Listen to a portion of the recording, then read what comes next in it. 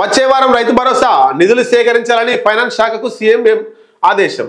వచ్చే నెలలో అంటే మనం దాదాపు ఇంతకుముందే మార్నింగ్ న్యూస్ లో ఒకసారి చెప్పుకున్నాం, 4000 కోట్ల అప్పు కోసం ఆర్బీఐకి లేఖ రాసిందట. ఆర్బీఐ కూడా 4 కోట్లు తెలంగాణ రాష్ట్ర ప్రభుత్వానికి ఇవ్వడానికి అన్ని సుముఖంగా ఉన్నారట.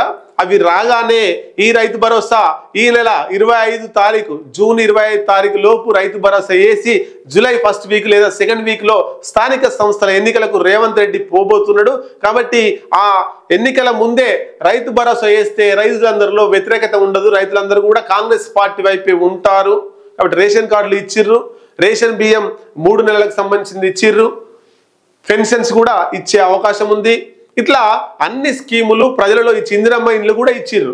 కాబట్టి అన్ని స్కీములు ఇచ్చి ఎలక్షన్లకు పోదామని చెప్పేసి రేవంత్ రెడ్డి స్కెచ్ ప్రకారమే పోతున్నాడు. కాబట్టి రైతు భరోసా 25 తారీఖు వేయగానే జూలైలో ఎన్నికలు వచ్చే అవకాశం మనకు కనబడుతుంది.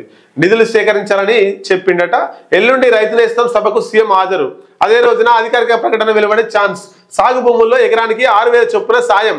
గతంలో నిధుల కొరతతో 4 ఎకరాల లోపు వారికే రైతు భరోసా. నిధులు లేకపోవడం వల్ల 4 ఎకరాల లోపు ఉన్న వారికి వేసిర్రు. ఈసారి అందరికీ వేస్తాడా, మరి వాళ్ళ 4 ఎకరాల లోపు వేస్తాడా అనేటువంటిది మనం చూడాలి.